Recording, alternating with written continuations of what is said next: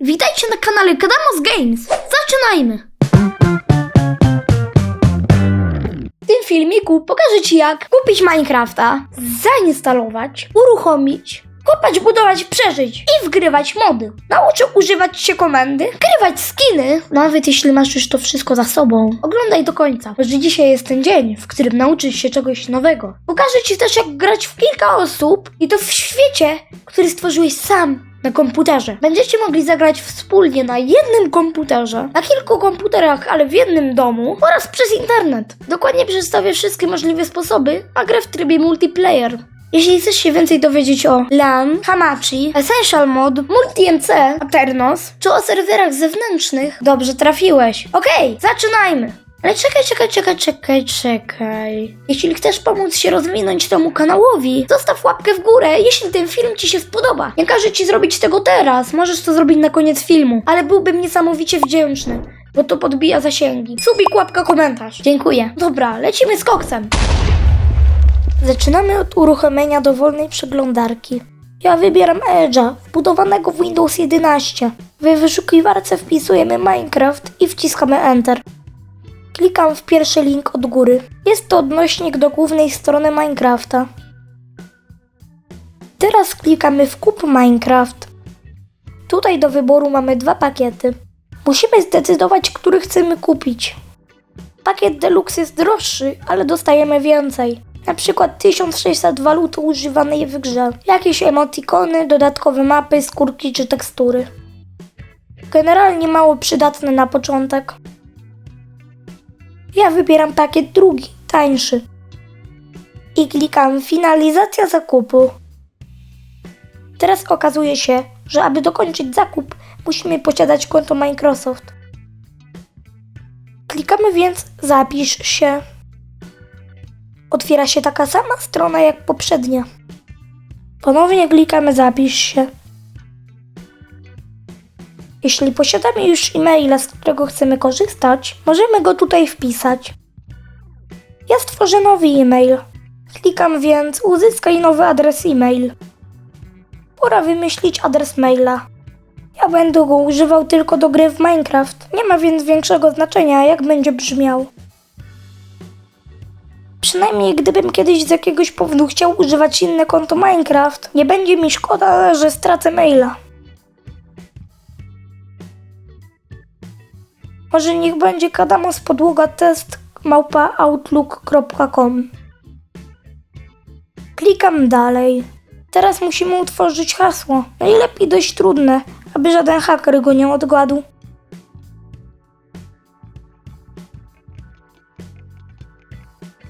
Gdy hasło jest gotowe, klikamy dalej. Tutaj kliknę Nie teraz. Nie chcemy ograniczonego konta dla dziecka, więc to okno pomijamy.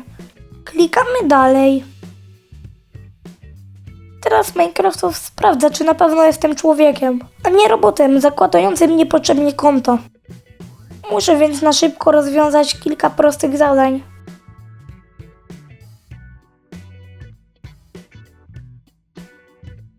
Weryfikacja zakończona sukcesem. Świetnie. Teraz wybieramy awatar. Będzie on wyświetlać się przy naszym koncie Minecraft. Mało istotne, bo można to później zmieniać. Jako tak gracza warto wybrać jakąś fajną nazwę. Można go zmieniać tylko raz na 30 dni. Ja będę Kadamos 16. Klikamy Zaczynajmy. I to by było tyle, jeśli chodzi o zakładanie konta. Tutaj mamy logo, które wybraliśmy oraz naszą nazwę gracza. Tu również widzimy, że jesteśmy zalogowani. Pora pobrać launcher, czyli program uruchamiający. Jeśli Windows, z którego korzystasz, jest starszy niż wersja 10 albo 11, wybierz ten odnośnik. Ja na ten moment korzystam z Windows 11. Klikam więc na ten duży zielony przycisk. Rozpoczęło się pobieranie. W mojej przeglądarce wygląda to tak. Klikam w Otwórz i uruchom. Uznaję, że zapoznałem się z regulaminem instalatora i oczywiście go akceptuję. Klikam w przycisk zainstaluj i rozpoczyna się instalacja. Pobierane są niezbędne pliki.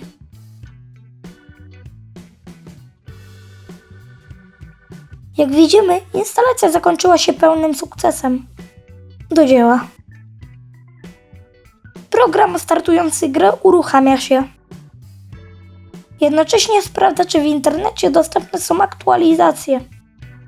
Jeśli aktualizacje się znajdą, launcher automatycznie pobierze je i wgra. W zależności jak szybką masz prędkość internetu oraz komputer, może to potrwać różnie. Widzimy okno logowania do launchera. Na początek ustawiamy język. Teraz klikamy w zielony przycisk Użyj konta Microsoft. U mnie konto zalogowało się automatycznie. Jeśli u Ciebie jest inaczej, wpisz swój mail i hasło, które przed chwilą stworzyliśmy. Klikamy dalej. A tutaj klikamy Zaczynajmy.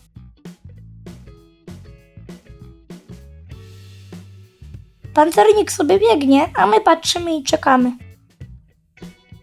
OK, program uruchamiający wystartował. Widzimy jednak, że możemy grać tylko w wersję demonstracyjną. A w miejscu, gdzie powinien być przycisk Start, mamy przycisk Kup teraz. Nie ma co się dziwić, w końcu jeszcze nigdzie za nic nie płaciliśmy. Klikamy Kup teraz.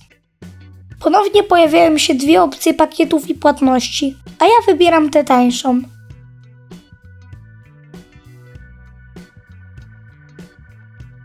Aby przejść do płatności, klikamy dalej.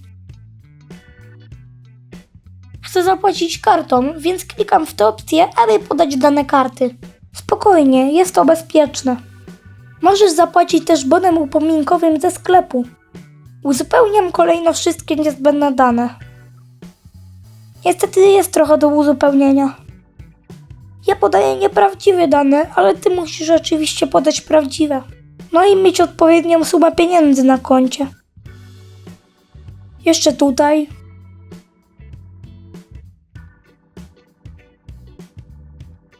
No i tu.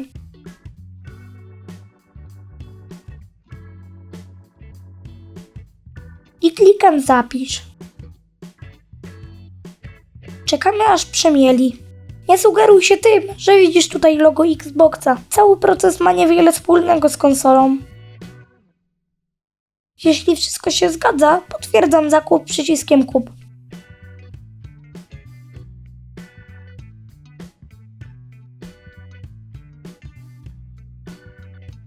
Pancernik znów biegnie.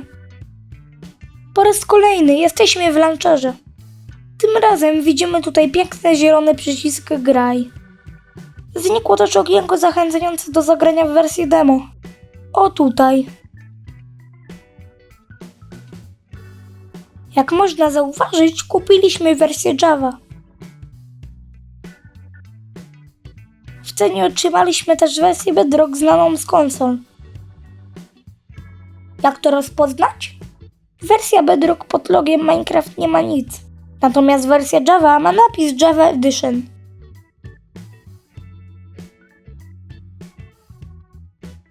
Jeszcze jest wersja Dungeons, ale płatna. I jest wersja Legends, za którą również trzeba zapłacić, aby w nią grać. Ja w tym poradniku skupię się na wersji Java, bo naprawdę można na niej wiele. Jeśli teraz kliknąłbym graj, mógłbym rozpocząć grę w Minecraft.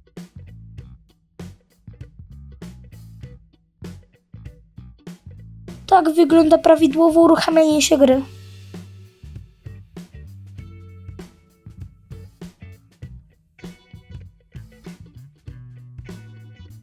No i pierwszy raz widzimy piękne menu Minecrafta. Na razie jednak wyjdźmy jeszcze z gry. Dobra, grę już zainstalowaliśmy i uruchomiliśmy. Teraz ułatwmy sobie pracę. No i poznajmy podstawowe zasady w grze. To okno jest mi niepotrzebne, więc je zamykam. Teraz Teraz otwieram nową zakładkę z wyszukiwarką i wpisuję Java 17. Klikam pierwszy oficjalny odnośnik do strony z Java. Następnie odnajduję instalatora dla Windows i klikam w adres z plikiem instalacyjnym. Klikam Otwórz i instalator pobiera się. Jak pewnie się domyślasz, Minecraft Java Edition jest stworzony w języku oprogramowania o nazwie Java. Gra korzysta z Java podczas Twojej pracy. Warto mieć zainstalowaną zawsze najbardziej aktualną wersję, niekoniecznie najnowszą. Standardowo instalator Minecrafta ma już w sobie Java. My będziemy korzystali jednak z zewnętrznej, dlatego instalujemy. W razie potrzeby inne wersje Java pobierasz w ten sam sposób. Gdy instalator uruchomi się, przechodzę kolejno wszystkie kroki.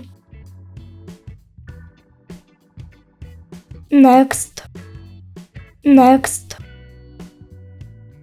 Gdy instalacja dobiegnie do końca, klikamy Close. Otwieram nowe okno wyszukiwarki i wpisujemy MultiMC. Enter. Klikamy w pierwszy odnośnik z góry. Przesuwamy się na dół strony i klikamy Download. Pobrane archiwum z programem rozpakowujemy gdzieś w komputerze, na przykład na pulpicie. Otwieramy folder, który właśnie stworzyliśmy i przytrzymując ikonę multimc.exe prawym przyciskiem myszy tworzymy skrót na pulpicie. Warto jest mieć taki skrót, prawdopodobnie od dzisiaj będziesz korzystał z niego na co dzień. Dobra, uruchomijmy program. Ustawiamy język interfejsu. Wybieramy przed chwilą zainstalowaną wersję Java i klikamy Zakończ. Klikamy w przycisk z głową postaci z Minecraft, a następnie w Zarządzaj kontami.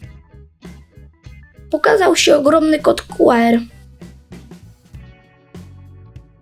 Klikamy w niego.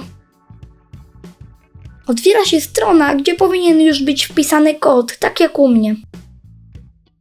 Klikamy Zezwalaj na dostęp. Wpisujemy adres e-mail przypisany do naszego konta w Minecraft, czyli ten, który niedawno stworzyliśmy. Przechodzimy dalej. Podajemy hasło przypisane do tego konta Minecraft i logujemy się.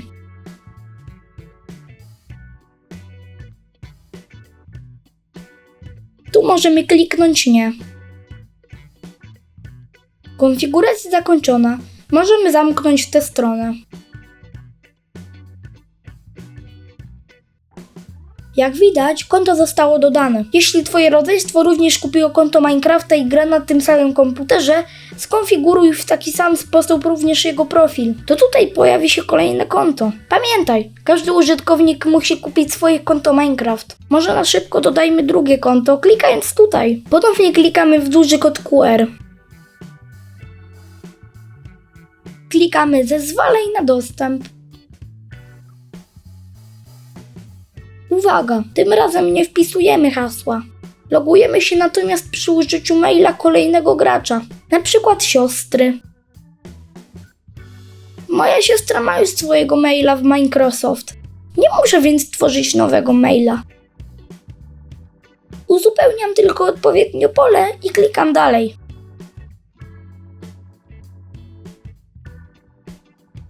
Tutaj podaję hasło do posiadanego maila. I loguję się. Tu klikam Nie. Logowanie zakończone. Można zamknąć okno. Teraz mamy do wyboru dwa konta. Siostry i moje. Wybieramy zaznaczając tutaj. Aktywne konto pojawia się też tutaj. Oczywiście w razie potrzeby możemy dodać kolejne konta. Na razie wyjdę. Teraz najważniejsze, dodajemy naszą pierwszą instancję. Klikamy Dodaj instancję. Wybieramy wersję Minecraft, w którą chcemy grać. Do wyboru mamy wszystkie dostępne. Ja wybiorę na przykład 1.21.3 i potwierdzam OK. Teraz wystarczy, że tutaj wybierzemy gracza. I dwuklikiem uruchomimy instancję. Minecraft uruchamia się. Musi się pobrać kilka bibliotek, ale tylko przy pierwszym uruchomieniu instancji. Oczywiście czekamy.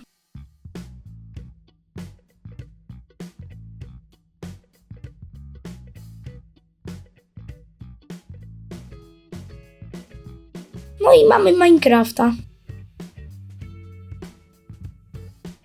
Na razie po angielsku, co możemy zmienić, klikając w przycisk Language, a następnie wybierając odpowiedni język. Ja wybiorę polski i potwierdzamy. Klikamy kontynuuj i możemy zaczynać. Do wyboru mamy dwa tryby. Może najpierw powiększmy ekran klikając tutaj, albo przejdźmy do trybu pełnoekranowego klikając F11. Klikamy w tryb jednoosobowy. Nazwijmy swój pierwszy świat tak jak chcemy, na przykład mój pierwszy świat Minecraft. I włączmy polecenia, później powiem o co w tym chodzi. Na ten moment tyle konfiguracji wystarczy. Klikamy w Stwórz nowy świat i rozpoczynamy przygodę z Minecraft. Na początek poćwicz sterowanie. Przycisk WSWS, DAD. Przyciskiem F5 wybieramy jeden z trzech widoków kamery. Kierujemy myszką. Skaczemy spacją. Kucamy shiftem. Uderzamy i kopiemy lewym przyciskiem myszy. Większość rzeczy, które przekopiemy, trafia do naszego paska ekwipunku widocznego na środku ekranu, na dole. To taki jakby plecak. Teraz na przykład kopię dużo tak zwanego dirta i jednocześnie go zbieram.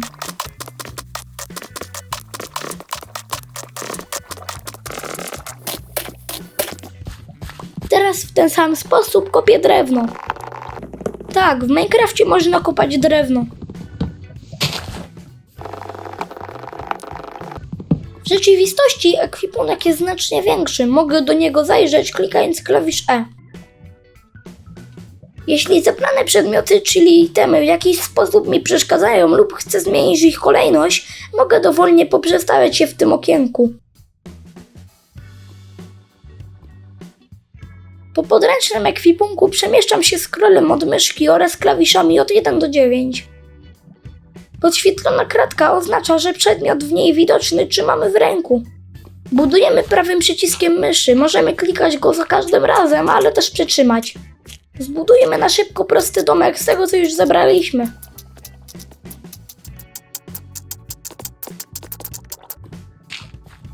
Podczas budowania zasoby oczywiście czerpią się.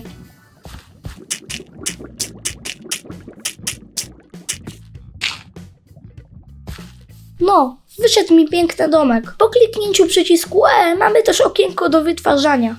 Tutaj wkładamy odpowiednie przedmioty, a tutaj wyciągamy to, co z nich się stworzy. Choć to pomaga, receptur nie musimy znać na pamięć. Mamy od tego książkę, ale o tym za moment. Ja na przykład zapamiętałem, że za każdy dębowy pień dostanę 4 dębowe deski. Wiem, to nie ma sensu, ale tak jest w Minecrafcie. Klikam E. W książce mogę przeczytać, że z dębowych desek można stworzyć stół rzemieślniczy. Jeśli mam odpowiednią ilość desek w ekwipunku, to w tym momencie, gdy kliknę na obrazek stołu po lewej stronie, w oknie wytwarzania po prawej automatycznie pojawiają się deski oraz gotowy stół. Oczywiście nie wszystkie deski muszę od razu tutaj przerabiać. Aby deski zostały przerobione, stół wystarczy przenieść do ekwipunku. Postawię go tutaj prawym przyciskiem. Stół ten to jedna z najbardziej przydatnych rzeczy w Minecraft. Można do niego wejść prawym przyciskiem myszy. W niej również mamy księgę receptur i to z niej głównie korzystamy. W tym okienku wytwarzać można znacznie więcej niż w okienku wytwarzania w ekwipunku. Mamy już domek, więc stwórzmy może drzwi. Widać co potrzebujemy. Jako że deski już mieliśmy, drzwi są gotowe. Tylko przenoszę. Stawiamy je prawym przyciskiem myszy.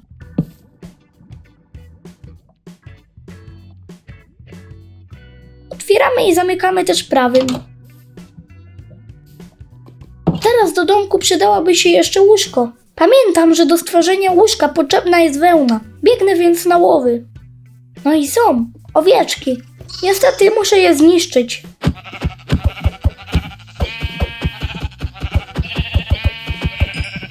Za zniszczenie owiec dostaję wełnę oraz mięso.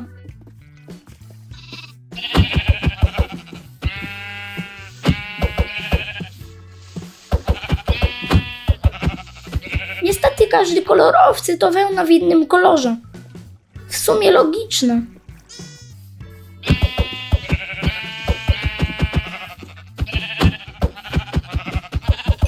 Biedne owieczki.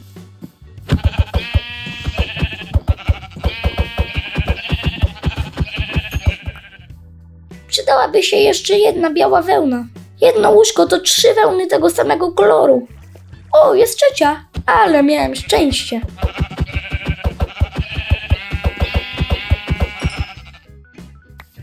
Dobra, mam co trzeba, więc zasuwam do domu. Prawy przycisk myszy na craftingu.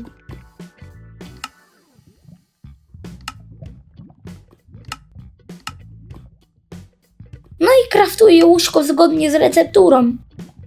Przenoszę. Stawiam je tutaj. Klikając łóżko prawym przyciskiem ustawiam je miejscem spawnu, czyli odradzania. Teraz bez względu na to, gdzie zginę, odrodzę się w tym miejscu.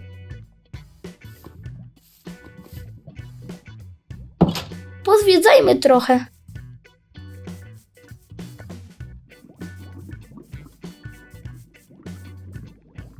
Jeszcze ci nie mówiłem, ale w Minecrafcie jest coś takiego jak noc i jest najgorsza na trybie survivalowym, a właśnie gramy w tym trybie. W nocy jest niebezpiecznie. Po świecie chodzą przeróżne potwory zwane mobami, które mogą cię zniszczyć. Oczywiście owieczka też jest mobem, ale nie groźnym. Aby przetrwać noc, najlepiej schronić się w swoim domku. Tam szczególnie przydają się drzwi, których potwory otwierać nie potrafią. Jak widzisz, spacerując można zbierać lub niszczyć dosłownie wszystko. Nawet śnieg. No i jest, pierwszy potwór, szkielet. Dość groźny, bo strzela do nas z łuku, przez to tracimy serduszka. Potwora da się pokonać, ale gdy czujemy się na straconej pozycji, lepiej uciekać, gdzie pieprz rośnie. Oczywiście zły mob przeważnie nas goni.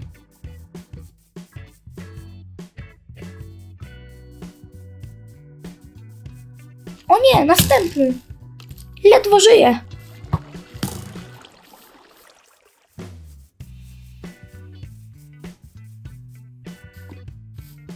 Okej, tutaj potwory nie wejdą. Aby wróciły mi serduszka, mogę wzmocnić się zjadając zdobyte mięso. Pech chciał, że trafiłem na strzelającego szkieleta, a nie mam okien. Zjem sobie jeszcze kawałek. O, tam widzę kolejnego moba. Creepera. Gdy gracz zbliży się do niego zbyt blisko, mob wybucha. Niszczy spory kawałek wszystkiego, co znajduje się w pobliżu. Lepiej go unikać. No nie, któryś z creeperów był za ścianą blisko mnie. Rozsadził mi domek. Nie, zły pech. Byle jak, ale na szybko go odbuduję. Byle przetrwać noc. Jak to mówią, ciasny, ale własny. No i bezpieczny przy okazji. Jeśli położy się spać, chwilę później nastanie dzień. Oczywiście, jeśli jestem jedynym graczem. Jeśli graczy byłoby więcej, położyć musi się każdy. Jest dzień, można zwiedzać świat, zbierając ekwipunek na kolejną noc.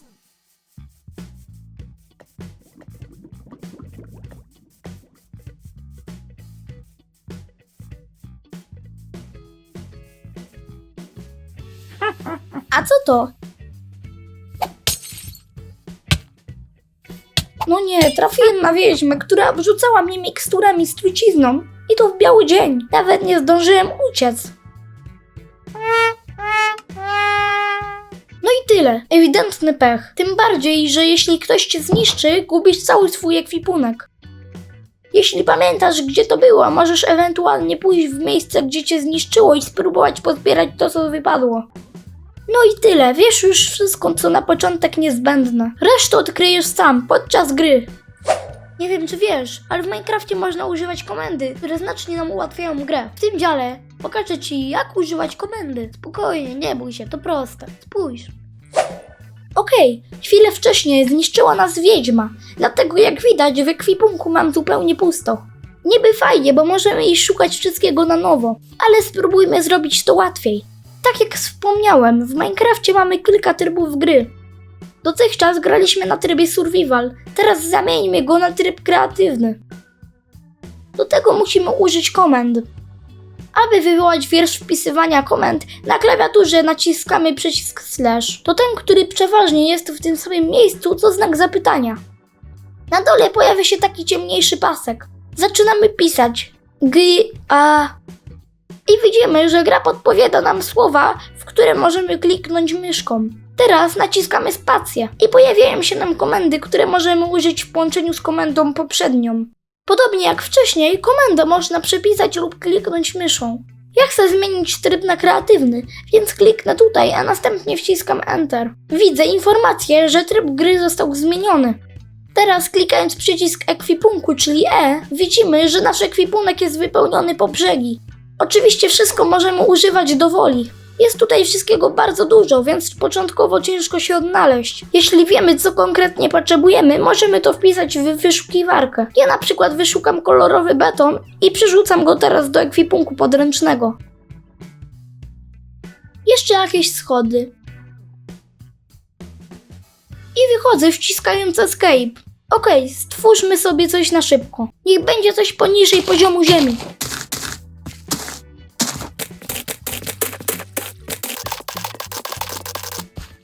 Najpierw użyjmy białego betonu.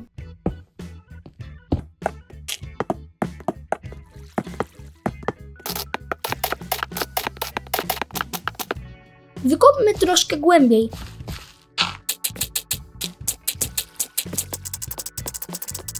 Teraz scrollem myszy wybieram jeszcze niebieski beton i buduję.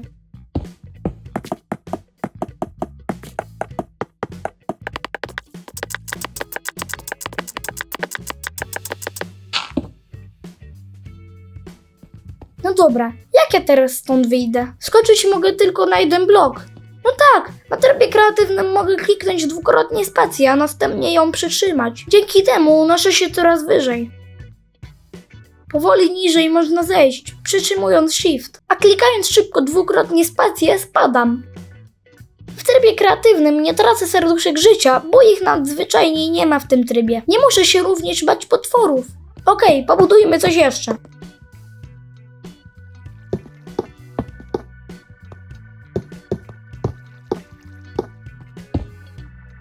No i mamy piękny basen, dodajmy trochę wody. Klikam przycisk E i przenoszę do ekwipunku wiadro z wodą.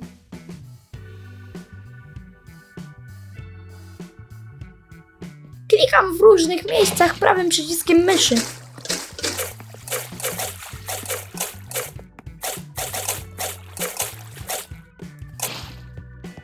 No i mamy to, elegancki basen. Pora na pierwszą kąpiel. Okej, jest trochę nudno, więc dodajmy coś jeszcze. Może rybki. Podobnie jak wylewanie wody z wiadra, rybki rzucam prawym przyciskiem myszy.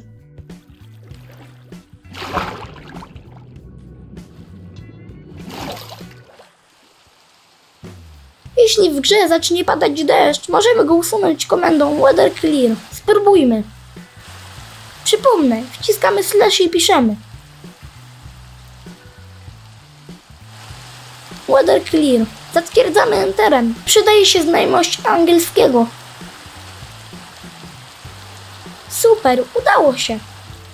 Kolejną przydatną komendą jest zmiana pory z dnia na noc albo z nocy na dzień. Ją również warto zapamiętać. Brzmi tak. Timeset night lub timeset day. Rozświetlmy jeszcze to wszystko pochodniami.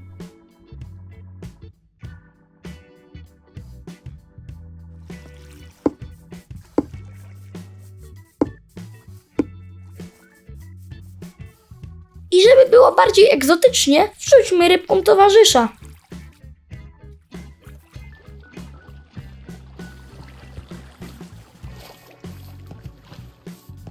Przetestujmy jeszcze potwory, czyli moby. Niech będzie Enderman. To ten czarny gostek. Zespełnujmy go tutaj. Jak widać, mimo że jest noc, w trybie kreatywnym mob nie robi nam krzywdy. Teraz, gdy stworzyliśmy już wszystko, co chcieliśmy, możemy powrócić komendami do trybu survivalowego.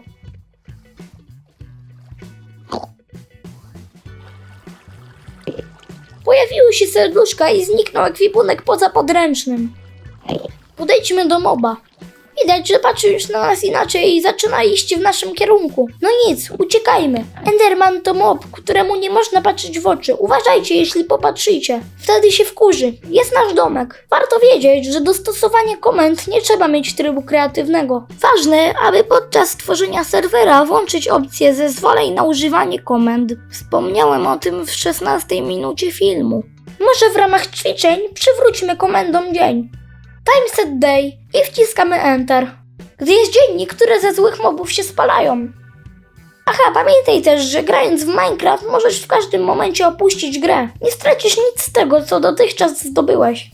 Klikasz Escape, a następnie zapisz i wyjdź do menu. Gdybyś teraz chciał wrócić do gry, klikasz w tryb jednoosobowy i klikasz dwukrotnie świat, do którego chcesz wrócić. Jesteś dokładnie w tym miejscu, gdzie zakończyłeś grę i masz ten sam ekwipunek. Grać umiesz, jak wpisywać komendy też wiesz. Teraz pokażę Ci, jak dodawać mody. Mody to modyfikacje, które dodają nowe funkcje w Minecrafcie. Na przykład potwory, meble, rzeczy i takie tam. Okej, wróćmy na razie do menu. I wyjdźmy z gry.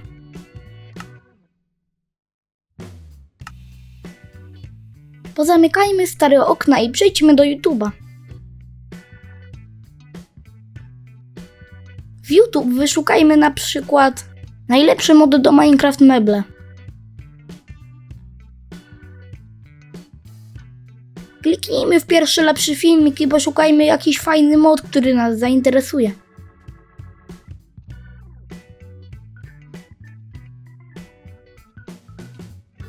Ten wygląda dość fajnie i mamy przy okazji jego nazwę. Mr. Crayfish Furniture Mode. Zapamiętujemy ją.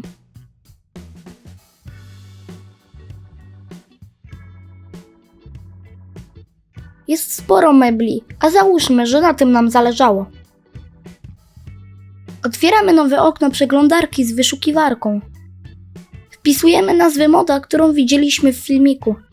I na koniec dodajemy słowo ody. Klikamy w pierwszy odnośnik z góry.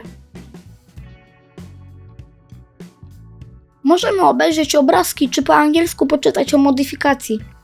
Jeśli wiemy, że jest to to, czego szukamy, tutaj wybieramy wersję Minecrafta, którą mamy zainstalowaną. Ja w filmiku używam wersji 1.20.1, więc klikam tutaj. Teraz sprawdzam, czy mod, którego chcę pobrać, na pewno jest przeznaczony na Forge, bo na tym mi zależy. Zgadza się, wygląda ok. Klikam w nazwę moda, która jest odnośnikiem. I naciskam download. Odlicza się 5 sekund. I przeglądarka prosi o potwierdzenie, że chcę pobrać ten plik. Klikam zachowaj. I tutaj wybieram zapisz. Otwieram folder z pobranymi plikami i wycinam moda.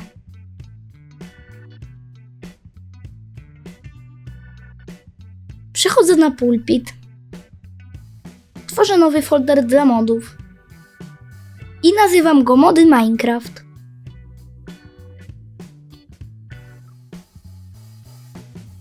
Otwieram go dwuklikiem. Aby mieć porządek, tworzę w nim nowy folder z nazwą wersji, do której będę wrzucał mody. 1.20.1. Otwieram folder i wklejam do niego wycięty wcześniej mod. Lub po prostu go przenoszę.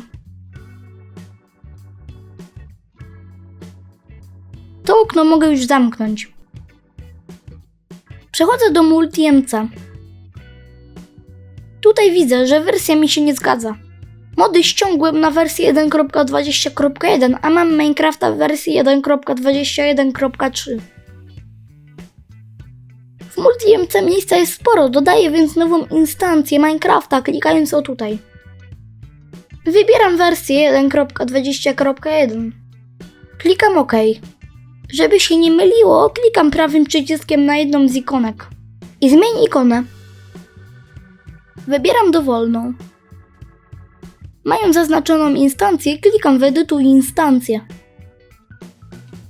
Dodaję do niej 4G. Spokojnie, to zabieg, który dla tej instancji będę musiał zrobić tylko raz. Klikam. Zostawiam domyślne i klikam OK. Przechodzę do zakładki z modami. Klikam Dodaj. I odszukuję pobranego moda, po czym otwieram go.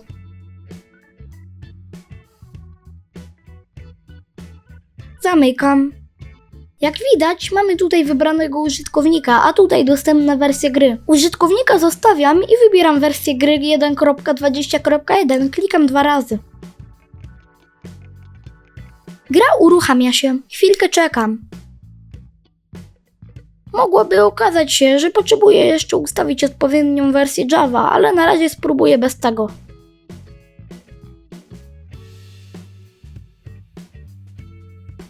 Przy pierwszym uruchomieniu jest po angielsku. Tryb pełnoekranowy to F11. Zmieńmy język na polski.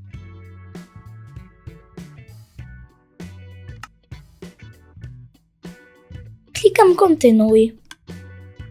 Tryb jednoosobowy. I tworzymy mój drugi świat Minecraft. Zezwalamy na polecenia. I klikamy Stwórz nowy świat.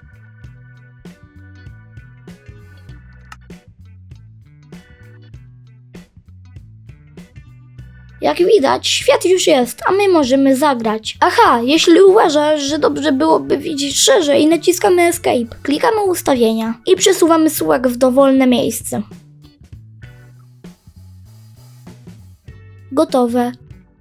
Wracamy do gry. W ekwipunku mamy pusto, więc za pomocą komend zmieniamy tryb na kreatywny. Dla przypomnienia, komendy uruchamiamy przyciskiem / game mode creative. Teraz widzimy, że wszystko jest tak jak było. Ale przybyły nam tutaj te 2 strzałeczki. Klikam i widzę, że pojawił się nowy przycisk z zainstalowanym przez nas modem. Tutaj widzę wszystkie nowości. OK, wybiorę sobie dębowy pień. Jazzowe deski. I może ociosane tropikalne drewno. I tradycyjnie, na potrzeby filmiku, przygotuję w przyspieszonym tempie teren pod dom.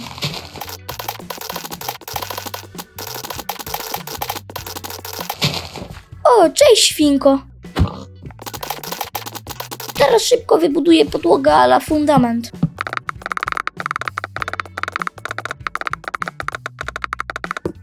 No i postawię dom.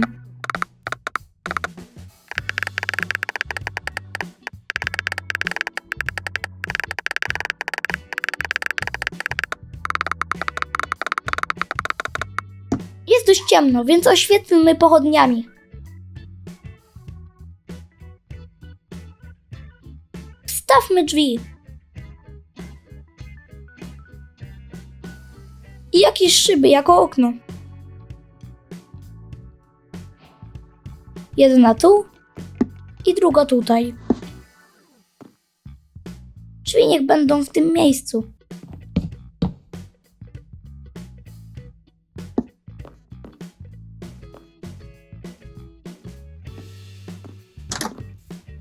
No zamiast tej ściany zrobię duże widokowe okno.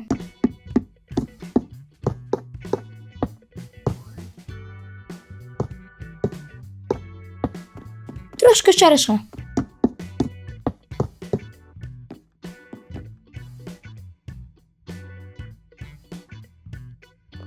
Wydaje mi się, że to wystarczy. Nie jest źle. Pora się umeblować, korzystając z naszego nowego moda. Niech będzie fotel, szafka i trampolina, która posłuży nam jako stolik. Z fotela zróbmy kanapę. Szafkę dajmy tutaj. A stół nieco większy ustawmy tutaj. Krzesła też się przydadzą.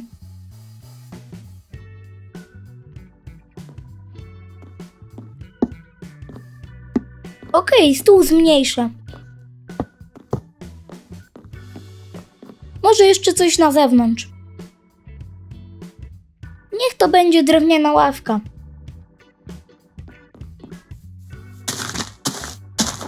I niech stoi o tutaj. Super. Prawym przyciskiem myszy siadam na kanapie w swoim nowym salonie. Jak? Podoba się? Widok za oknem też całkiem.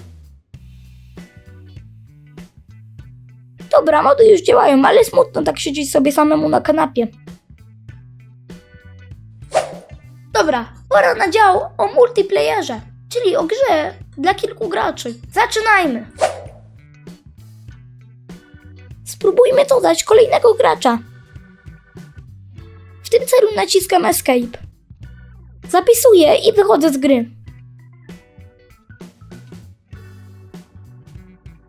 Wcześniej w filmiku pokazywałem, jak dodać konto kolejnego gracza.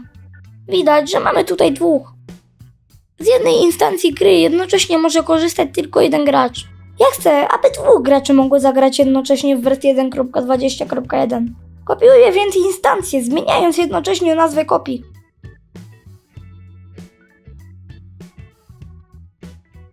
OK. Jak widać, mamy teraz dwie takie same instancje. Ich konfiguracja jest identyczna. Różnią się tylko nazwą. Na szybko pozamykam sobie jeszcze zbędne okna. Uruchamiam przeglądarkę i wyszukuję mod Controllable dla Forgi.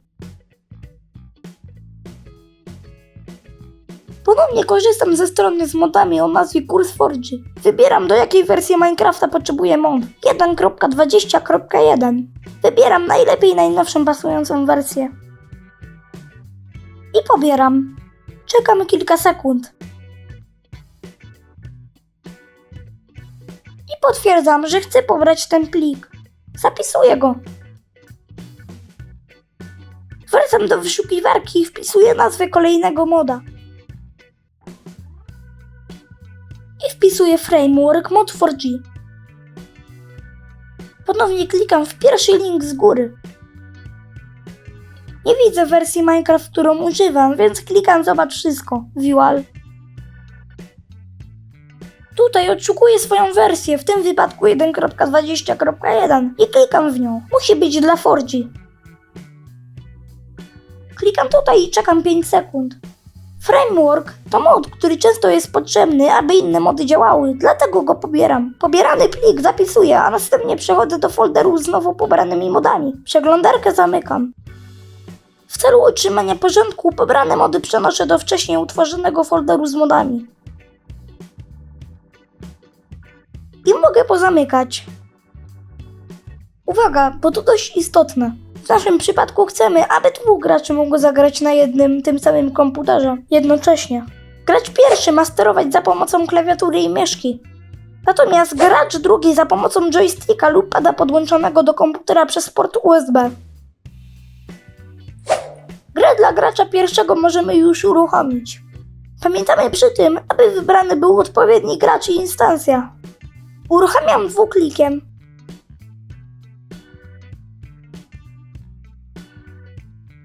Na razie grę pozostawiam w małym oknie, nie powiększam. wracam do launchera. Niestety, standardowo w Minecrafcie nie można sterować za pomocą pada. Nie możemy więc tak po prostu włączyć gry dla drugiego gracza. Pomogą nam tutaj pobrane przed chwilą mody. Musimy je jednak dodać do instancji, której jeszcze nie uruchomiliśmy.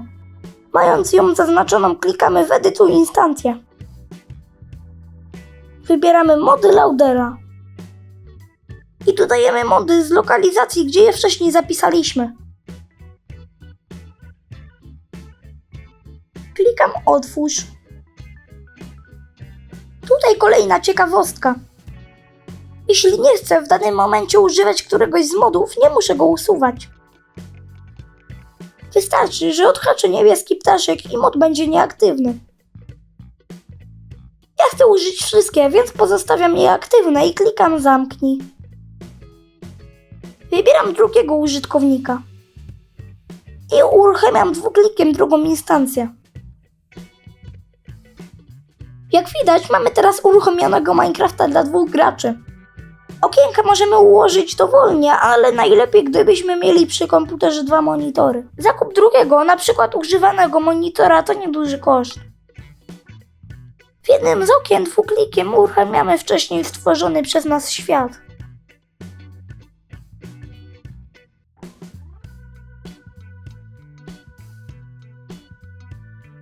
Naciskamy na klawiaturze Escape i klikamy udostępnij w LAN. Tu zostawiamy i uruchamiamy świat w sieci LAN. Przechodzimy do drugiego okna. Wybieramy tryb wieloosobowy. Akceptujemy i widzimy świat utworzony przez gracza z pierwszego okna. Zaznaczam i klikam dołącz. Teraz możemy już spokojnie pójść i przywitać się z graczem pierwszym. Oczywiście gracz drugi steruje padem lub joystickiem. Hello kolego.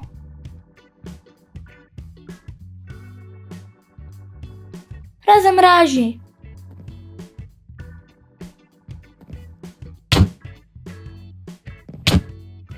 Gdybyśmy mieli 2 monitory, jedno z okien moglibyśmy przenieść na drugi monitor.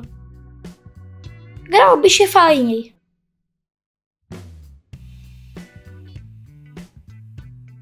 A drugie zostawić tutaj i powiększyć. Oczywiście na jednym monitorze również da się grać w 2. Jednak trzeba odpowiednio ułożyć okienka. Aha, twój komputer musi być dosyć wydajny.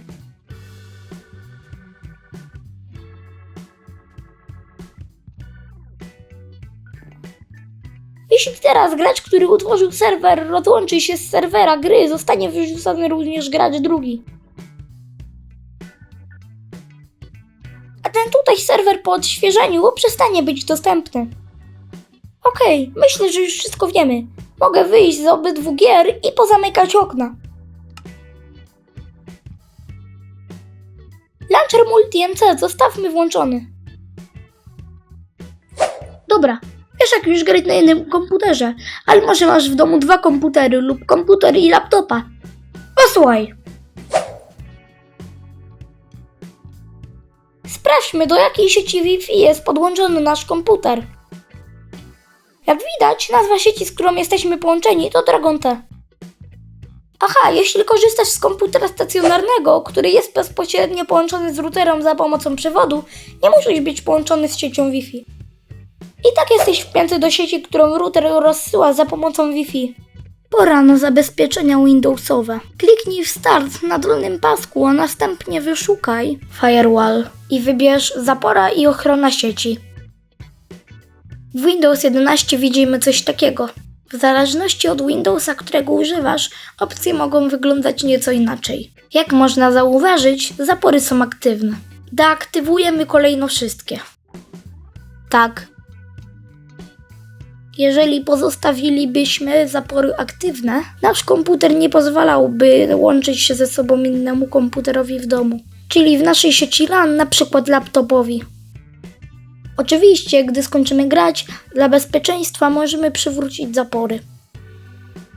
Okno możemy już zamknąć. Teraz jako Kadamos 16 mogę już uruchomić Minecrafta na swoim komputerze. Wybrałem wersję 1.20.1.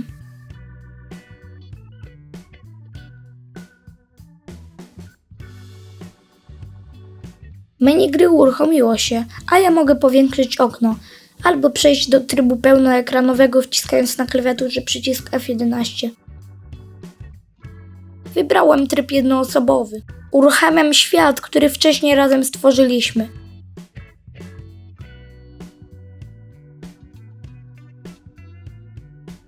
Jak widać, w grze jestem ponownie sam. Klikam więc Escape i wybieram Udostępnij w LAN. Mogę, ale nie muszę wpisać sobie jakiś numer portu. Teraz lepiej radzę go zapamiętać. Uruchamiam.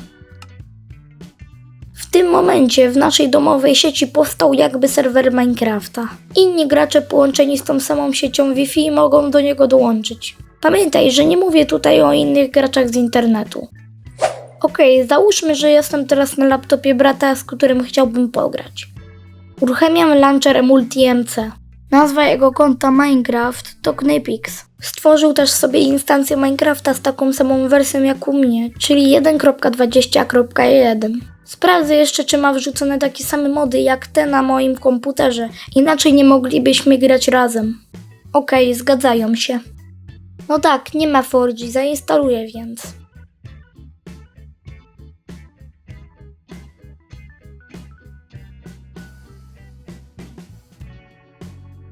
Jest 4G. Zamykam i mogę uruchomić dwuklikiem. Aha, dla pewności sprawdzę, czy jest w takiej samej sieci co ja. Zgadza się. Klikam F11, żeby mieć tryb pełnoekranowy. Tym razem nie zależy mi, aby stworzyć nowy świat. Mój brat chce dołączyć do świata, w którym ja już gram. Wybiera więc tryb wieloosobowy. Potwierdza, co trzeba. I czeka, aż pojawi się serwer, który stworzyłem i udostępniłem w LAN. Jest, więc dołączam dwuklikiem.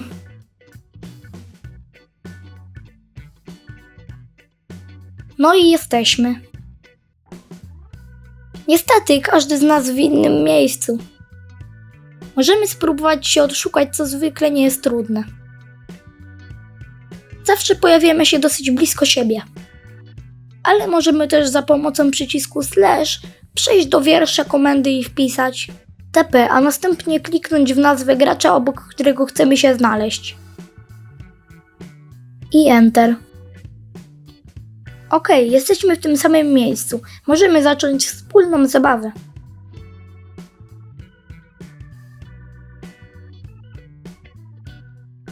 Albo jak kto woli, walkę. Może trochę dziwne, że się nie ruszam, ale to dlatego, że nie mam mnie teraz przy tamtym komputerze.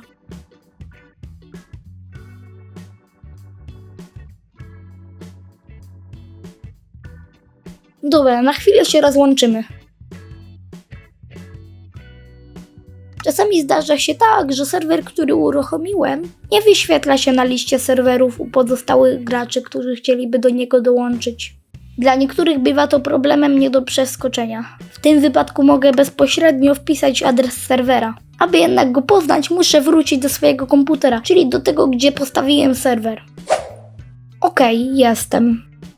Klikam w Start na pasku Windows i uruchamiam wiersz poleceń. Wpisuję CMD, a następnie wciskam Enter. Tutaj wpisuję ipconfig i wciskam Enter. Teraz odszukuję IPv4 adres i zapisuję sobie go gdzieś na przykład na kartce.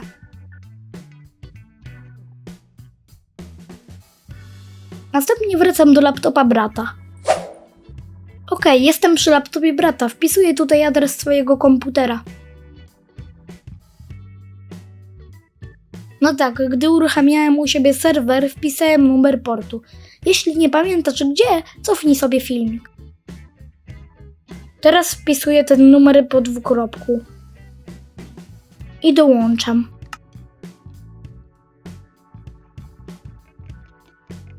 Super, znowu jesteśmy w grze.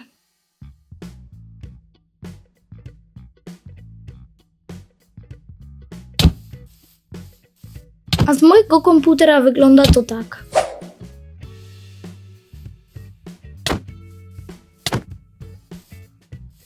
Teraz jeśli ja wyłączę serwer, który stworzyłem i na którym gramy, mój brat na swoim laptopie zobaczy coś takiego.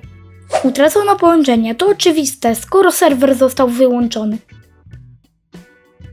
Wszystko, co podczas wspólnej gry stworzył mój brat, pozostaje u mnie na komputerze. Bo to ja tworzyłem serwer. Może się zdarzyć, że masz w internecie kolegę i chciałbyś z nim zagrać. Nic prostszego, zaraz ci to wszystko pokażę. Na swoim komputerze otwieram przeglądarkę i wpisuję Hamachi. Otwieram pierwszy odnośnik i klikam w zielony przycisk pobierania. Po pobraniu mogę od razu uruchomić instalator. Zostawiam język polski i klikam Next. Akceptuję warunki licencji i idę dalej. Ja ścieżkę instalacji zostawiam bez zmian, więc znów idę dalej. No i rozpoczynam instalację. Tu klikam tak. Instaluje się, a ja już mogę zamknąć okno przeglądarki. OK, zainstalowane. Zostawiam haczyk i klikam zakończ. Jak widać, Hamachi wystartowało. Program jest nieskonfigurowany, więc jesteśmy offline. Klikam włącznik. U mnie wystąpił jakiś błąd. Jeśli u Ciebie również, kontynuuj jak ja. Kliknij Sign Up i ponownie potwierdź. Tutaj muszę wpisać adres e-mail. Może, ale nie musi być prawdziwy. Nie będzie weryfikowany. Ale zapisz sobie go. Hasło wymyślam dowolne, ale zapamiętuję je. To ma być hasło do Hamachi, a nie do Twojego e-maila. Tutaj powtarzam hasło. Zaznaczam, że nie chcę otrzymywać reklam na maila. I klikam Utwórz konto. Znowu błąd w skrypcie, potwierdzam. Podaję przed chwilą stworzone hasło. I klikam Login.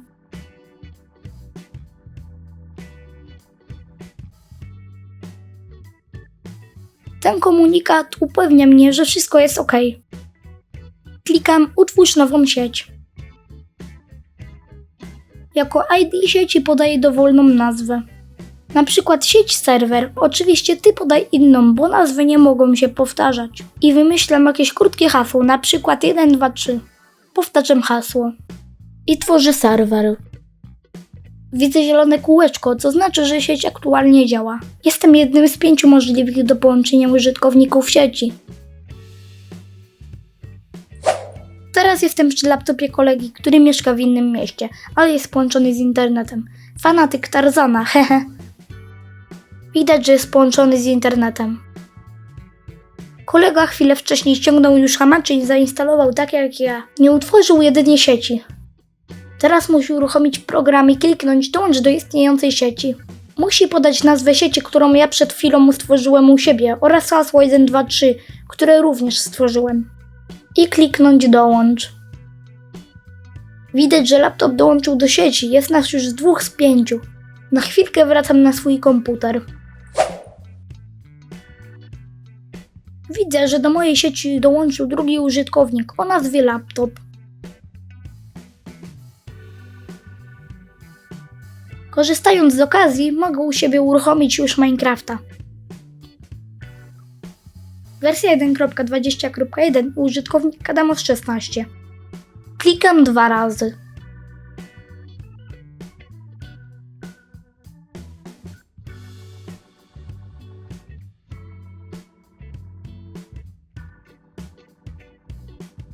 W trybie jednoosobowym uruchamiam stworzony niedawno przeze mnie świat.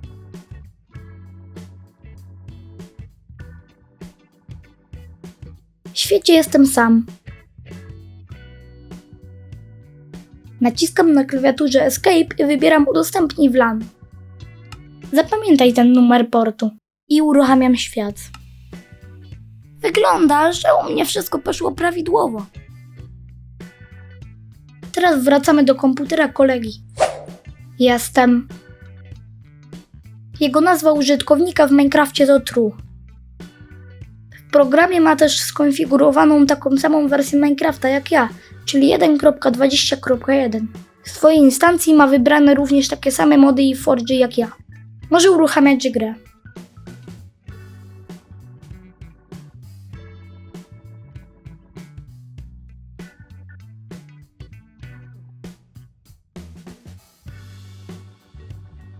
Wybieram tryb wieloosobowy. Wyszukał mu się serwer, który przed chwilą udostępniłem na moim komputerze. Klika w niego i dołącza.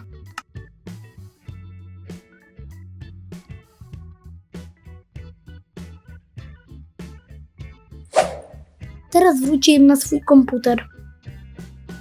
Widzę komunikat, że True dołączył do gry. Super. Spróbuję go odszukać. Gdzieś tu powinien być.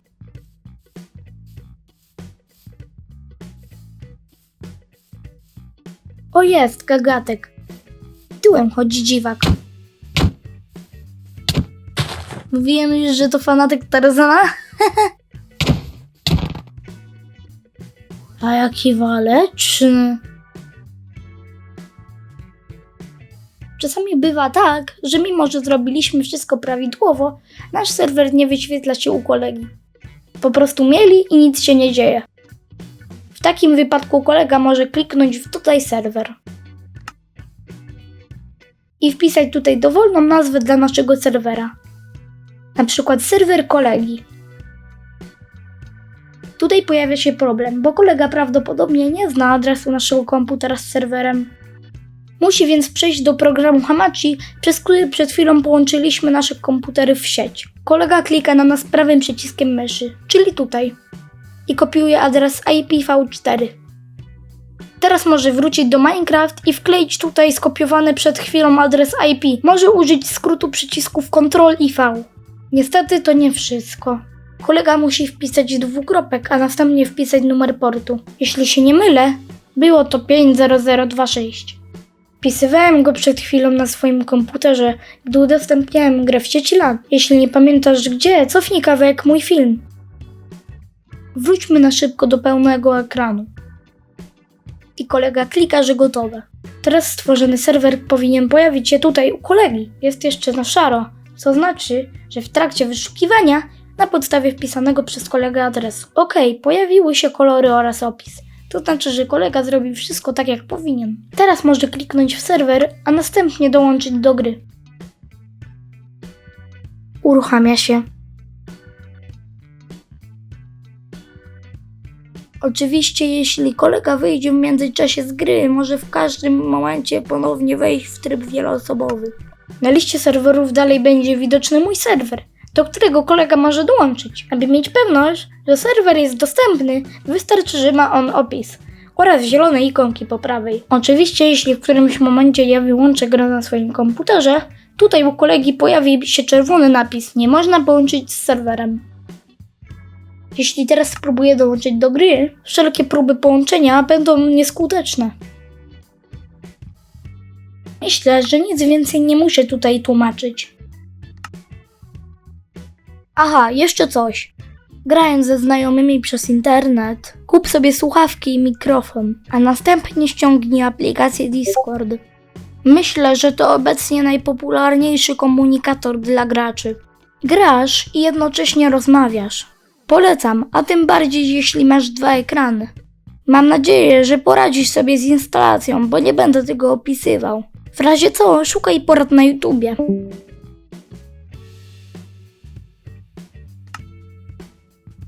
Istnieje też mod, który został stworzony tylko po to, aby pomóc tobie w grze multiplayer. Temat jest dość trudny, ale możesz spróbować. Mówię o Essential Mode.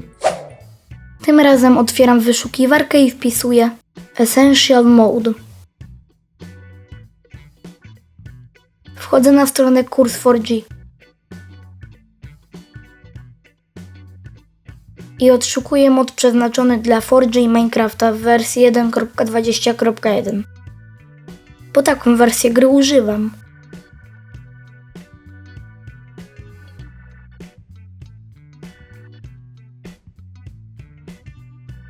Klikam tutaj i pobieram. I czekam 5 sekund.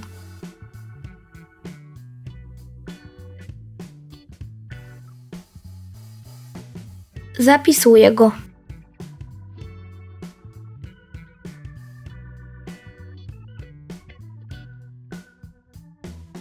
I przerzucam go do mojego folderu z modami. Okienka mogę pozamykać. Przechodzę do edycji instancji w launcherze Multi-MC. I dodaję mod Essential z lokalizacji, gdzie go przed chwilą wrzuciłem. To ten. Zamykam. I uruchamiam grę.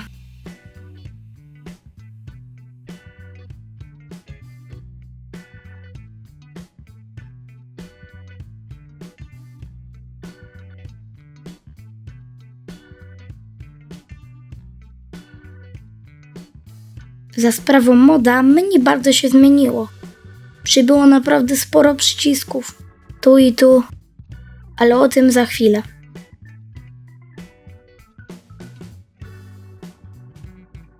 Przejdźmy na komputer drugiego gracza, którego znamy na przykład tylko z internetu. Drugi gracz nazywa się Corpo. Zdążył już sobie wcześniej pobrać Multi-MC, dodać instancję Minecrafta w wersji 1.20.1 i zainicjować w niej mod Essential. Jeśli nie potrafisz jeszcze zrobić któregoś z tych elementów, cofnij lub obejrzyj ponownie ten filmik. Widać, że mody są takie same jak u mnie, inaczej nie moglibyśmy się połączyć. Zamykam i ze spokojem kolega może dwuklikiem uruchomić Minecrafta.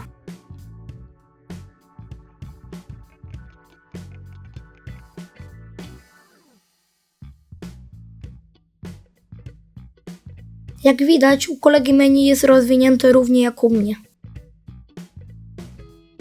Ale powróćmy teraz do mojego komputera. Jestem u siebie. Klikam przycisk Social.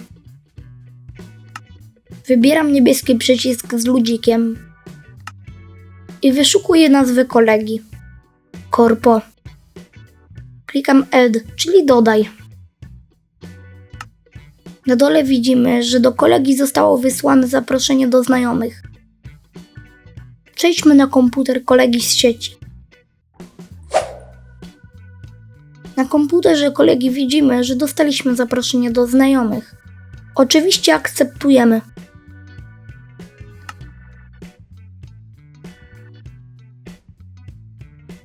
Teraz na swoim komputerze widzę, że na liście znajomych mam znajomego o nazwie Corpo, do którego mogę nawet wysyłać wiadomości. Klikam strzałkę wstecz. Klikam w Host World. Widzę, że mogę stworzyć nowy świat. Ja wybieram ten, który stworzyłem wcześniej. Klikam Next. Tu nic nie muszę zmieniać. Przechodzę dalej. Wybieram znajomych, których chcę zaprosić do gry poprzez kliknięcie w ich nazwę. Jeśli chcę kogoś zaprosić, przy jego nazwie musi być krzyżyk, a nie plusik. I klikam, aby utworzyć na swoim komputerze host, czyli serwer. No i jestem w świecie, który wcześniej stworzyłem. Dla przypomnienia, widok zmieniamy klawiszem F5. Wracam na komputer kolegi. Widać, że dostał ode mnie zaproszenie do dołączenia do mojego świata. Dołączył klikając Join.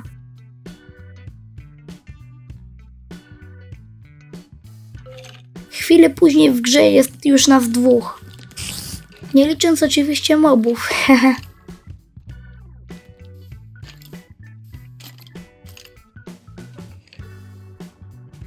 Może w ramach rozrywki kolega niech postawi swoje pierwsze bloki.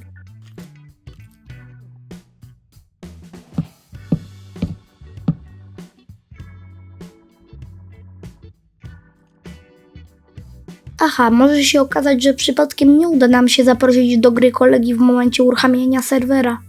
W takim wypadku klikam Escape. Teraz Invite. I klikam w jego nazwę, aby wysłać zaproszenie. I dam. Teraz kolega na swoim komputerze akceptuje zaproszenie i dołącza do gry. Wszystko dzieje się automatycznie. To tyle.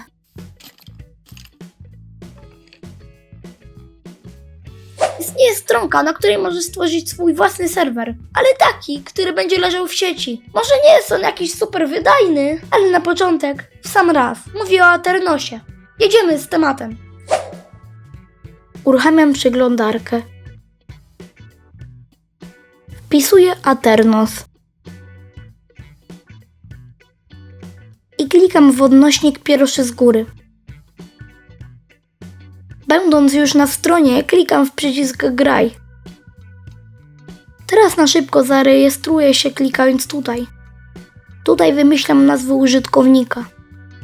Nie ma większego znaczenia, co wpiszemy. Byle jeszcze nie istniało. Zgadzam się na to, co trzeba. I klikam dalej. Tutaj wymyślam hasło, które zapamiętuję. Powtarzam hasło. Maila nie muszę podawać. Klikam zarejestruj się. Jeśli trzeba, przechodzę weryfikację. Chwilkę czekam. I w końcu mogę rozpocząć tworzenie serwera, klikając Stwórz serwer. Tak będzie wyglądał adres serwera: kadamos.aternos.me. Początek nazwy mógłbym edytować klikając w ołówek. Mogę też edytować opis serwera. Ja zostawiam jak jest. Przynajmniej widać mój login. Aha, tutaj mógłbym zmienić wersję z Java na Bedrock. Nie chcę tego robić. Klikam Stwórz. Jak widać, serwer jest gotowy. To jego adres. Na razie nie chcę tworzyć kopii zapasowej, więc klikam Pomiń. Domyślnie tworzy się serwer z najnowszą dostępną wersją Minecraft i silnikiem Vanilla. Ja chcę używać starszej wersji z silnikiem 4G, więc przy Vanilla klikam Zmień. Odnajduję i klikam w 4G. I wybieram jakąś wersję, na przykład 1.20.1. Wersja może być dowolna, ale na początek warto trzymać się jednej wersji. Ja korzystałem głównie z wersji 1.20.1, więc ją wybrałem. Klikam Zainstaluj. Po zakończeniu instalacji klikam w przycisk z napisem Serwer. Tutaj widzę, że powstał serwer z 4G w wersji 1.20.1. Mogę teraz przejść do opcji serwera.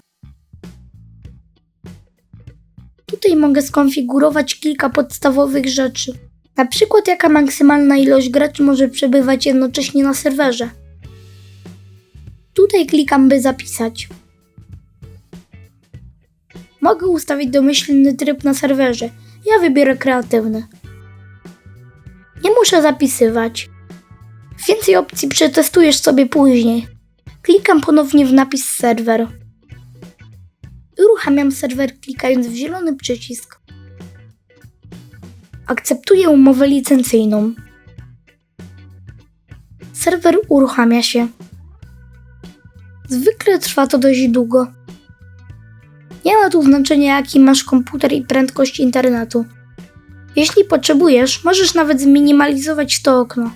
Serwer i tak będzie dalej się uruchamiał. Ja, żeby za długo nie czekać, pozwolę sobie przyspieszyć trochę czas. Gdy serwer się uruchomi, usłyszysz głośny, charakterystyczny dźwięk.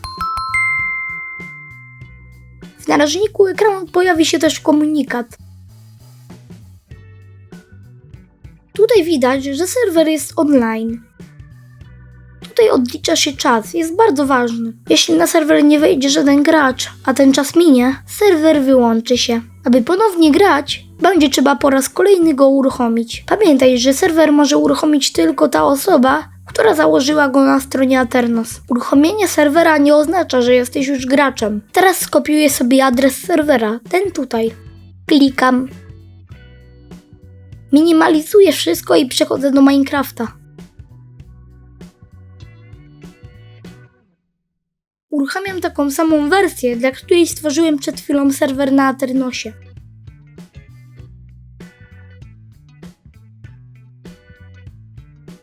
Chwileczkę czekam, aż gra wystartuje. Za pomocą klawisza F11 przechodzę na pełen ekran. Teraz klikam w tryb wieloosobowy. Serwer sam się nie wyszuka. Klikam Dodaj serwer. W polu nazwy mogę wpisać cokolwiek. W polu adresu wklejam adres, który przed chwilą skopiowałem na stronie Aternosa. Dla przypomnienia wkleja się za pomocą przycisku Ctrl i V. Klikam Gotowe. Przy pierwszym uruchomieniu może pojawić się czerwony komunikat, mimo że wszystko jest OK. Klikam dwukrotnie w pole z nazwą serwera, aby dołączyć. No i jestem na serwerze. Gdy teraz wrócę na stronę Aternosa, mogę zobaczyć, że na serwerze jest już jeden gracz z 5. Pamiętasz? Ustawiłem limit 5. Okej, mogę grać dalej, ale chciałbym teraz pokazać, jak dodać kolejnego gracza. Przechodzę więc na komputer kolegi z internetu. Kolega uruchamia MultiMC. Gdyby okazało się, że kolega nie wie, co to MultiMC, pamiętaj, że mówiłem o tym parę minut wcześniej. Dla przypomnienia możesz przewinąć filmik. Dobra. Kolega musi mieć dodaną instancję Minecraft dopasowaną pod wersję Minecrafta, jaką stworzyłem przed chwilą na Aternosie. Czyli w tym przypadku Minecraft wersji 1.20.1 z modloaderem Forge. Kolega może uruchomić instancję, którą wcześniej stworzył.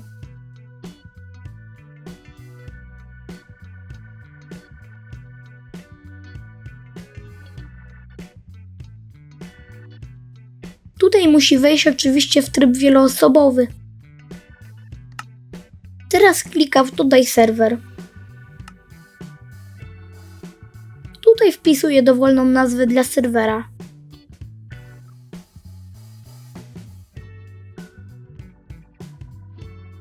A tutaj dokładny adres, który wcześniej pokazałem na stronie Aternosa. Nie może się pomylić, bo nie zadziała. Powinno to wyglądać tak. kadamos.aternos.me. Można kliknąć Gotowe. U kolegi pojawił się mój serwer. Może w niego kliknąć i dołączyć.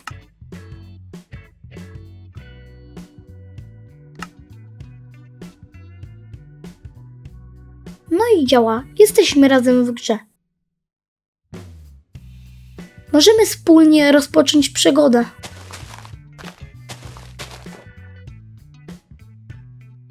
Gdy teraz na swoim komputerze wrócę na stronę Aternosa, widzę, że oczywiście serwer ciągle jest online. Oraz, że jest na nim 2 z 5 możliwych graczy. Czyli ja i kolega. Nie odlicza się też tutaj czas, o którym mówiłem chwilę temu. To dlatego, że w grze jest choćby jeden gracz. Ja jako twórca serwera mogę go w każdym momencie wyłączyć, klikając tutaj. Wszyscy gracze zostaliby wyrzuceni z gry. Opcji jest znacznie więcej. Najlepiej przeklikać sobie całe menu po lewej i samemu popatrzeć. Oczywiście, jeśli zupełnie się na tym nie znasz, nie musisz nic zmieniać. Dobra, wróćmy do gry na kompie kolegi.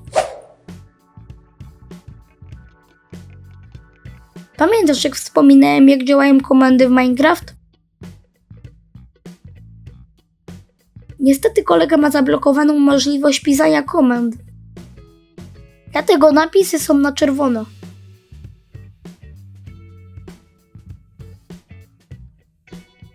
Twórca serwera, czyli ja, mogę dodać kolegę jako operatora serwera. Wystarczy kliknąć tutaj. A teraz tutaj.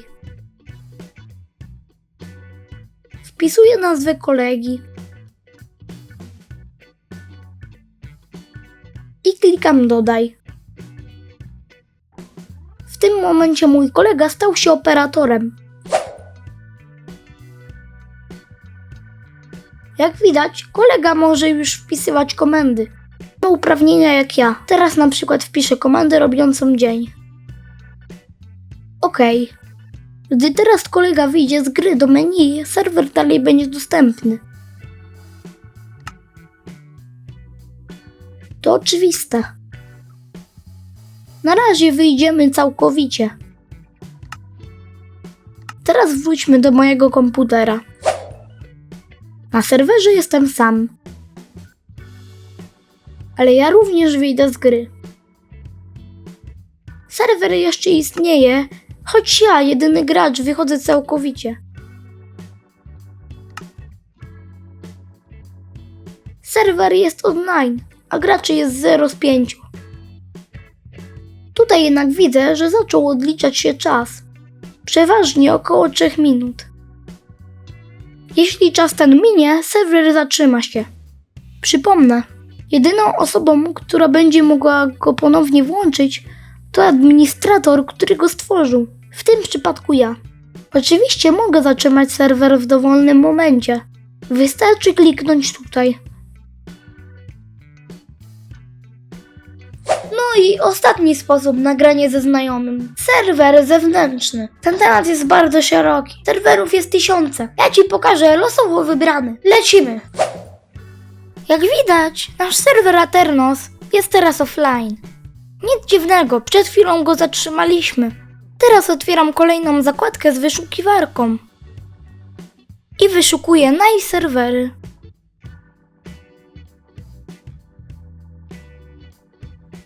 Adres tej strony mógłbym od razu wpisać w polu adresu, jednak nie do końca go pamiętam. Wolę więc wyszukać. Klikam w ten odnośnik. Twórca strony wymyślił sobie, że będzie ona swoim wyglądem łudząco przypominać menu Minecrafta. Nawet fajnie, ale mniejsza z tym. Stronka jest bogatym zbiorem adresów do serwerów, gdzie można zagrać w Minecraft. Jest ich naprawdę sporo. Wystarczy przewinąć scrollem myszki, aby przejrzeć całą listę. Jakieś Wojanowice, Anarchia i wiele innych. Często dobrych, ale mniej znanych serwerów. Tutaj widzimy wersję Minecrafta, z którą dany serwer jest w pełni kompatybilny. Tu też 1.21. I tu.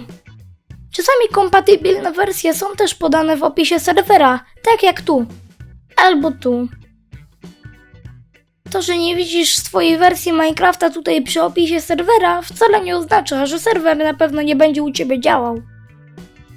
Po prostu został stworzony na innej wersji Minecrafta niż twoja. Warto przetestować, czy zadziała. Tutaj widzimy, ile aktualnie osób jest dostępnych na serwerze, a tutaj ile mogłoby być maksymalnie.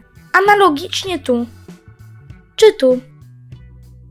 Żeby pokazać ci co i jak, ja wybiorę sobie jakiś losowy serwer. Niech będzie ten, Keycore, kompatybilny z wersjami od 1.8 do 1.21. Klikam w niego.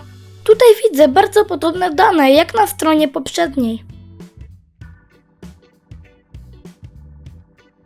Teraz zaznaczamy sobie adres serwera. I klikając prawym przyciskiem myszy, kopiujemy adres serwera. Dobra, to okno można już zminimalizować lub zamknąć. W launcherze sprawdzam, czy mam wybranego odpowiedniego użytkownika.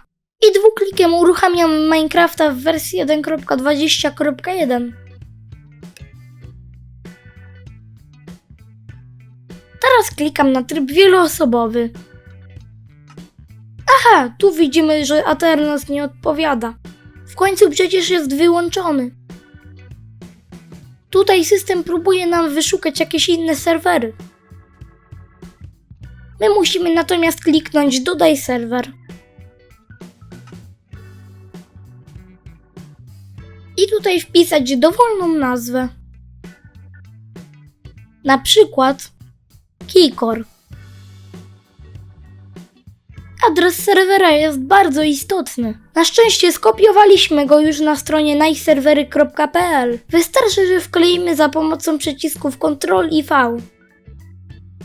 Sprawdzamy, czy nie wkleiło się jakieś zbędne spacje. Tu i tu czysto. I można kliknąć gotowe.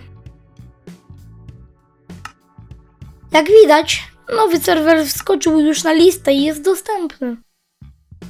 Teraz, gdy mam go zaznaczonego, wystarczy, że kliknę w przycisk dołącz.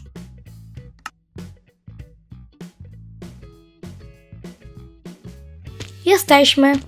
Niestety każdy serwer ma nieco inne zasady weryfikacji. Ten na przykład chce, abym wcisnął Shift, więc to robię. Widzę, że weryfikacja zakończona sukcesem. Niestety mimo, że moje konto zostało poprawnie zweryfikowane, nie mogę jeszcze grać. Zresztą sami zobaczcie. Nie mogę chodzić w żadnym kierunku. Jedyne co mogę, to rozglądać się. Co chwilę widzę jednak komunikat zarejestruj się. I to akurat na wszystkich serwerach wygląda bardzo podobnie. No tak, muszę się zarejestrować. Tutaj widzę podpowiedzi, jakie komendy powinienem użyć. Klikam więc przycisk slash i piszę. Register. Spacja. I tutaj wpisuję hasło, które właśnie wymyśliłem. Niech będzie moje hasło. Spacja. A tutaj powtarzam to hasło. Czyli moje hasło. I zatwierdzam Enterem. Przy poprawnej rejestracji wyrzuca nas z serwera. Klikamy tutaj, aby wrócić. Ponownie zaznaczamy serwer i klikamy dołącz. OK, znowu jesteśmy na serwerze, ale nadal nie możemy chodzić. Naciskam przyciski służące do chodzenia, a tu nic. Ponownie sprawdzam, co podpowiadają komunikaty na serwerze. No tak, po rejestracji muszę się jeszcze zalogować.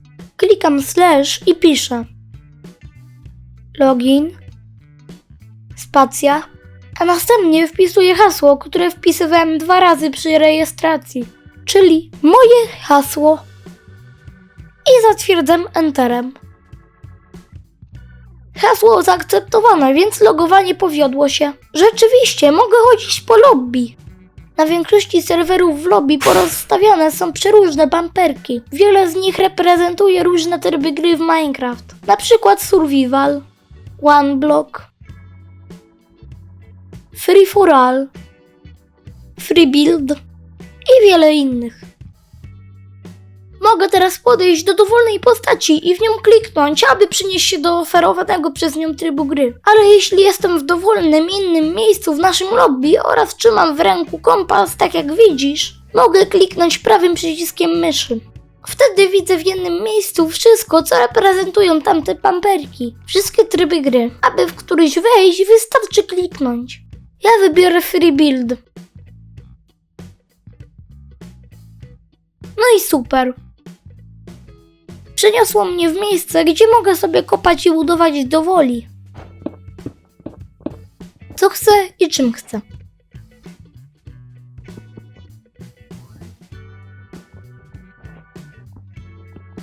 Może łopata to zły pomysł.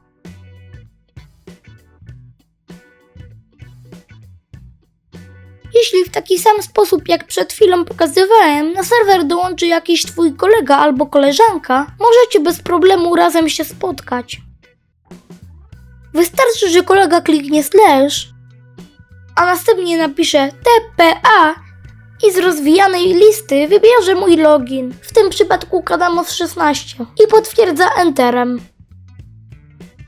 Oczywiście teraz nie ma to prawa działać, bo nie mogę się przenieść sam do siebie.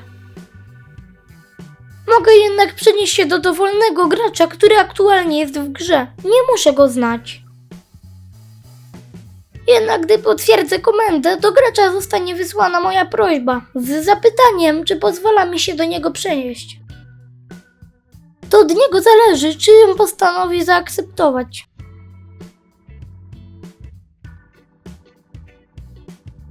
Jeśli teraz wyjdę z gry,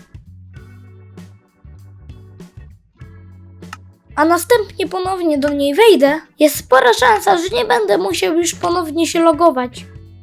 Serwer zapamięta moje logowania na podstawie mojej nazwy użytkownika. Jeśli jednak zdarzy się inaczej, po prostu się zaloguj. Tak jak już mówiłem, serwerów w internecie jest tysiące, a na każdym z nich przeróżne tryby, różne komendy i różne możliwości. Mam nadzieję, że mój filmik pomoże Ci w zarejestrowaniu i zalogowaniu się na dowolny serwer. A gdy już będziesz na serwerze, polecam Ci testować wszystko, ile wlezie.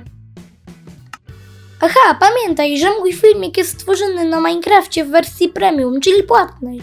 Tak zwane wersje non-premium są całkowicie nielegalne.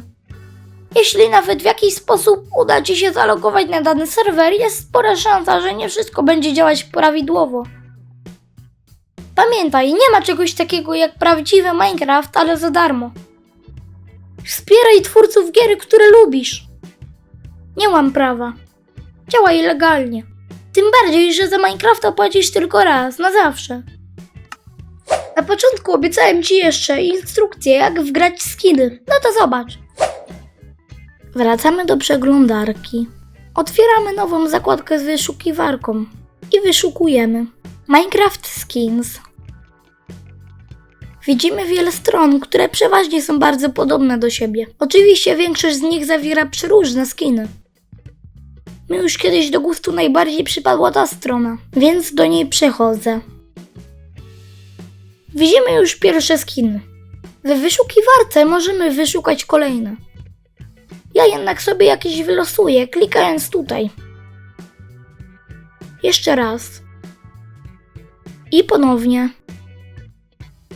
O, niech będzie ten niebieski ludek. Klikam w niego. Teraz przytrzymując i ruszając myszką, mogę go obejrzeć z każdej strony. Klikam tutaj, aby go pobrać. Klikam zapisz jako. I wybieram, gdzie chcę go zapisać. Najlepiej tak jak widzisz, na pulpicie. W razie co, pulpit znajdziesz też gdzieś tutaj. I naciskam zapisz. To zminimalizuję. Jak widzisz, skin w takiej troszkę śmiesznej formie zapisał się tutaj na pulpicie. Teraz w Multi-MC klikam w nazwę użytkownika i wybieram zarządzaj kontami. Widzę swój skin. Klikam Open Skins Folder. I do okienka, które się otwarło, przenoszę z pulpitu pobraną skórkę. Okienko mogę zamknąć. Teraz, mając wybrane swoje konto, przewijam to pole. Tutaj widzę swoją nowo pobraną skórkę. Zaznaczam ją i klikam Apply Changes, czyli zapisz zmiany. Od teraz w Minecrafcie będę wyglądał właśnie tak.